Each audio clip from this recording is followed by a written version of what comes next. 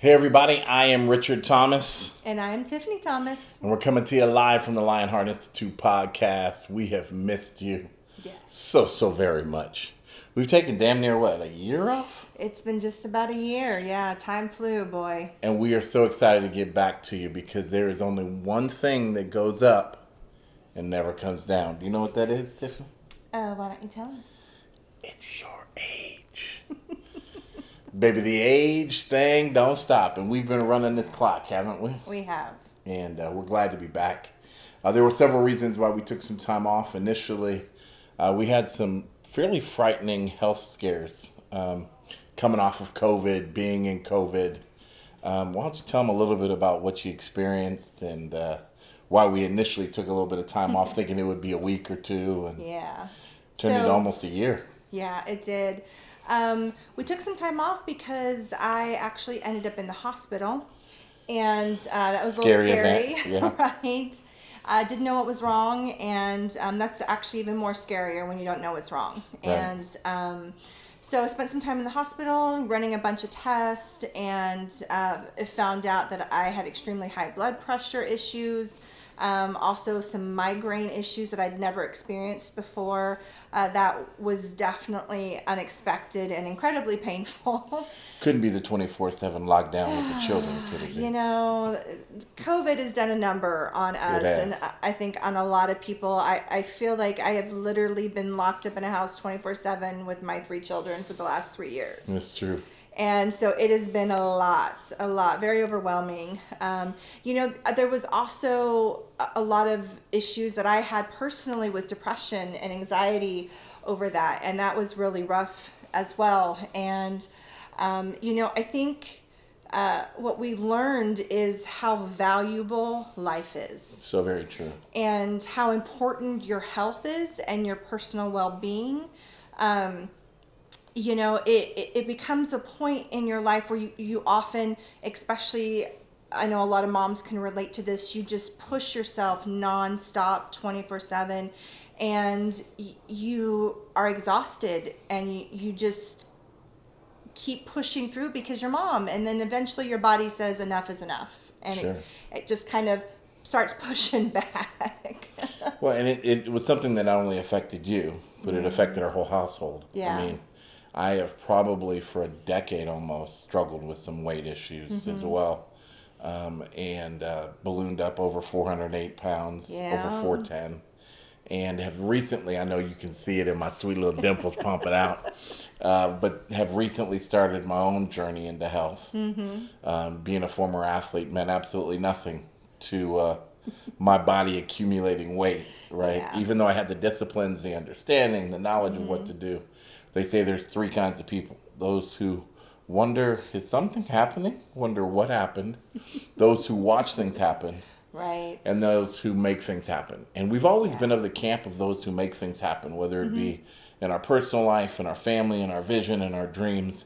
But I think with COVID, really, and just some tragic things that have happened over this last year, the passing of my mom, Yeah.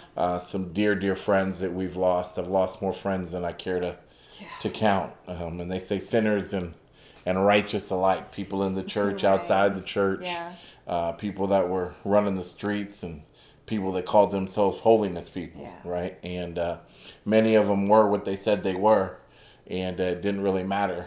Their Right. life came to an end in the last 2 or 3 years, Yeah. directly or indirectly related to COVID or cancer or Right. some of those things that really struck us. And I think that that's one of the things that stood out to me, is that we got so caught up wondering what in the hell is going on, Yeah. watching things happen, Yeah. that we stopped being the people that we really are vibrant in being and that passionate about being, which is making things happen. Right. Whether we're making a difference or not, right? At Yeah. least we're fighters in the sense of trying to get a message out of hope. One that for me has always been to empower people to overcome their obstacles and reach their full potential. Right. One that we've readapted as a couple in sharing our life mission statement really is that we are one and our love never fails. And really taking those principles and trying to educate, and more importantly, just educate, empower other people. I think we really got caught up in watching just the turmoil of the moments really crush us. And I think it was, I lost family members to COVID. I think at one point in time, pretty much my entire family, except for us, had COVID. Right. Some incredibly sick, and living literally in the moment. I know when my mom was deathly sick with it, and not knowing from day to day if I was going to wake up to a phone call that she didn't make it, was just incredibly overwhelming. Right. And that constant feeling of fear and loss, I think, can become crippling. It can. And, so as Richard said, we both have lost family members and loved ones recently. And it brings you to a place where you just feel hopeless. Yeah. Really. You don't know how to process that loss. You feel like, gosh, life is just so unfair, and what do you do with this? And I think you have to come to the realization that we are still alive. Right. And we still have to live. And, we get to live. Or we get to live, true. Right. And I know that our loved ones would not want us to not live life. Well, and I think as you look at it, the triumphant life that so many of them lived, right, that have passed recently in our life, I think of the tragedy of it, but then I also think, gosh, it does no good to complain about it. Right. Half of the people that hear your story simply don't care. Right. True. And the other half are just simply glad it's not them. Right. And so I look at the life of my mom, who was recently lost. We lost her in December. Yeah. So Christmas was a different kind of a Christmas.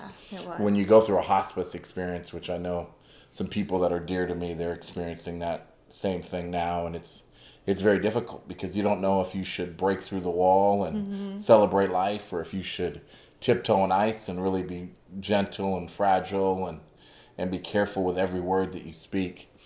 But in the midst of the chaos and the pain of the loss of my mom, I also looked and saw the beautiful admiration that I had for my sister. And someone that, I definitely necessarily wouldn't say was estranged to, right? But not where we wanted to be. Yeah, for and sure.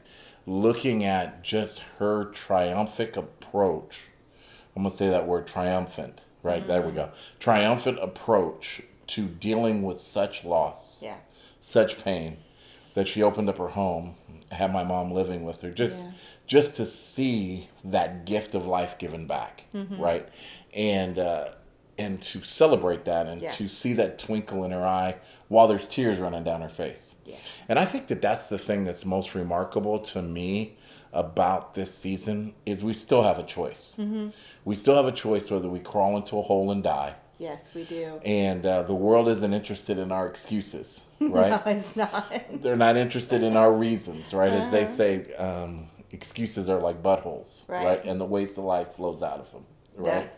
And so many of us have wasted so much time in COVID. Now, it's never a waste of time to self-reflect. It's never a waste of time to do as both you and I have really done particularly over the last 6 months. Yeah. And really said, okay, let's turn self-reflection into self-healing, self-responsibility. Let's take action. There's never a waste of time in that. But as far as moving aggressively towards your goal, being smart, specific, measurable, action-orientated, realistic, and time-sensitive, really being smart about attacking your goals, I would say we took more of a casual, let's see what happens approach. Like, how many times can we get hit in the mouth? Right. And keep moving forward. Yeah, because it's hard. It is. It takes a willpower that very few people are able to muster. But the thing about it is when you move from just having to have motivation and you take accountability for your life and you take the lessons and education that you've learned through the process of success and failure, right? You learn that you can keep moving forward. And in moving forward, you will lose some, but you will gain so much more in the process. Well, I think something that I really had to figure out for myself during this time is what can I control? So good. And what is out of my control. And oftentimes we make a ton of excuses for things that are actually within our power to change. It's good, too. And I really had to wrap my brain around that. It's so easy to get lost in the hopelessness, in the sadness, the depression, to feel like everything It's is out crushing of you. your control. Right. Like literally there is nothing that you have control of in those moments is what it feels like. Right. And I had to really grasp that there are things that I can control. Yeah, so good. And to know the difference and accept what I cannot control and let it be and focus on the things that I can change about me, things I can change in my world, in my atmosphere. It's powerful. How to change the energy that I'm producing, that I'm absorbing, within the universe to know that I also affect everybody around me. They affect me. And they're depending on you. And they're depending on Right. me.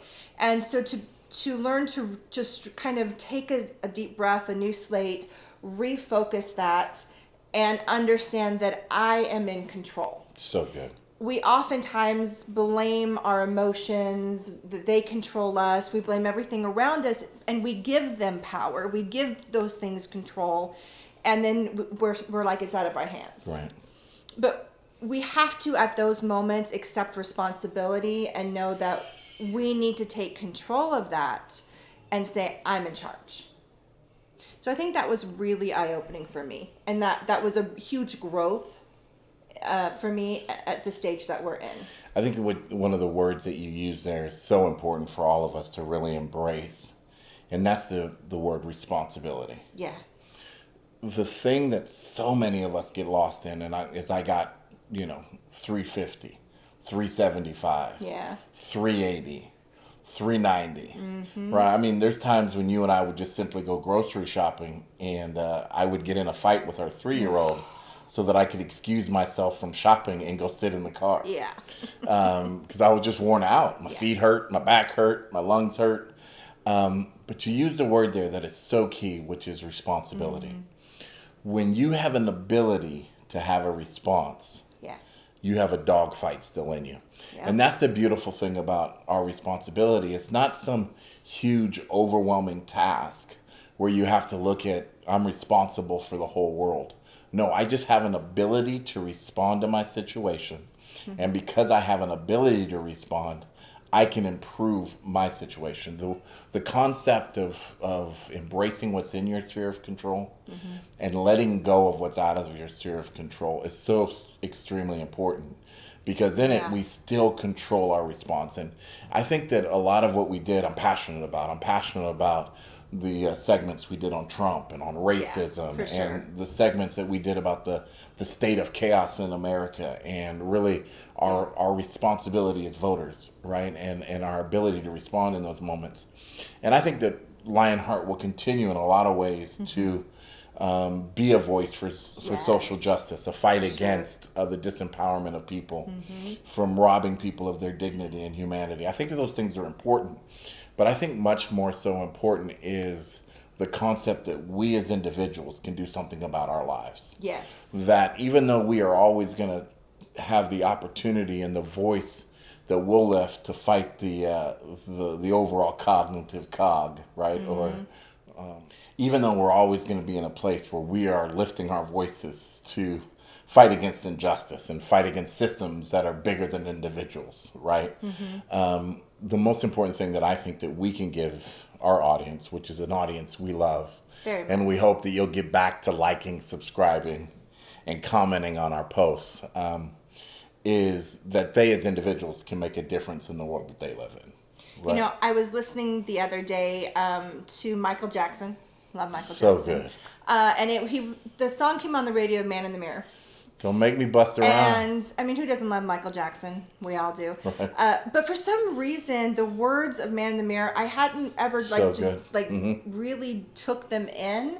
And maybe it's just because of where we are right now in life and everything we've been going through with self-reflection. But when he's in there and he's talking about, if we want to change the world, let's just start with the man in the mirror. You know, we have to start with ourselves. We have to be the change we want to see in the world. Right. And oftentimes we get overwhelmed thinking it's too big, we can't make a difference. But we're looking at it the wrong way. Yeah. We need to quit looking at the mass amount of things that are wrong and broken that need to be changed and start with ourselves. And if everybody made the effort to change themselves, to improve themselves, to speak up for those that can't speak, to empower Good. those that need to be empowered, and to be there to support one another. If we bother to focus on that, we good. would start to see the changes that we desire in the world. And that's where you say that word responsibility. So for me, I couldn't control the fact that I was stress eating. I couldn't control Right. I could control my response to it. I could control the fact that I was responding with stress eating, right? I could control the fact that I was being inactive because I was sore, right? Right. I could control those things, but what I couldn't control is the atmosphere of the world Yeah. that was making it possible for me to feel those way, right? I was so used to the cheers of the crowd that would inspire me, not work Yeah. against me, Right. right? And so without the cheer in my ear, right, I had to make a responsibility decision. And so I grabbed the telephone and I said, "Hey man, I think I'm dying," to a great friend of mine, right? Yeah. I call him the Burner Turner, right? And he'll be on our show, I'm sure, hopefully here in the near future. And I said, man, I need to have a serious conversation with you. Yeah. He's one of the guys that's in great shape, right? He chubby little guy. I look forward to his story. As a kid, but now he's like the physique of an African god, right? But those things spoken, I called him. I said, "Hey, man, I need to have 30 seconds of serious conversation with him because he's so energetic, so positive, so full of BSing with me that we laugh all the time. We have a great time, you know." And I said, "Hey, man, I'm in trouble." Yeah. And so he took the 30 seconds to hear I'm in trouble. And then he said the words that changed Yeah. a lot in my life. He said, "Okay, I'll meet you in the morning." Yep. And I want to say this: if you show me your 5 best friends, I'm going to show you the next 5 years of your Yeah. life, if not the next 50 years of your life. So true. And my decision in choosing wise friends, good friends, Yeah. in my life, caused him to change his whole world. Now he doesn't have to, but he wakes up at 6 o'clock in the morning to respond to my Yeah. cry for my responsibility for my life. And that's so important that people understand that, is that you don't have a bunch of enemies that are against you. You have a bunch of people that are actually for you. Right. And they will respond to your decision to change your world. Now there's going to be haters too. Oh, of course. Right? As soon as Turn to the Burner showed up, there was fire at 6:30 in the morning in my gym. And people are asking me what the hell is going on, because it's an energy level Yeah. that creates activity, right? And so I needed that boost. I needed that fame. And then so it's been, gosh, I'm going on 5 months now, 6 Yeah. months, where I've worked out 5 days a week. Yeah, you right? have. And that's not to say that that's your dragon. That's not necessarily the thing that you need to embrace. That's not the call right now. But the call is to take responsibility for your issues. So I go from 408, high five at 399, high five at 380, high Yep. five at 370, 60, and now I'm pushing at 50, right? And Yep. so I'm nowhere near my goal. He doesn't let me celebrate 350 because we got to get up and it's still my set. And if I could, I would cuss right now, but that's not the audience I'm speaking to, because it's still my set. Okay. But we making it happen in the morning, and people are seeing it. And if we're able to inspire some through it, that's wonderful. Yeah. But the most important thing is that what other people think of me is none of my responsibility. It's Right. none of my business. So good. Right. So true. So there's people chatting, sweat dripping off my forehead. It's COVID. People are barely wearing masks. They're like, and I'm making a puddle wherever we're working out. I'm having to wipe it down and clean it. And So true. people are pointing and looking and, talking they smack. Yeah. But what they're talking, that's none of my business. Yeah. Because it has no impact on the future that I'll have. It has no impact on my ability to play with my children a year from now, Right. or 3 years from now, or 10 years from now. Yeah. Or, we decided to have children later on in life. Right. And now I got to find a way at 60 and 70 to keep up. to keep up. Right. And believe me, it's not about keeping up, because I'm not a keeper up. You got to keep up with me. As one wise man once said, if you see me on a trail with a bear, don't pray for me, pray for the bear. It's Because true. that bad boy's in trouble, right? Right. I am the Lionheart. I think it's really important to remember that we can't always control the things that happen to us, It's good. but we can control how we respond to Yeah. those things.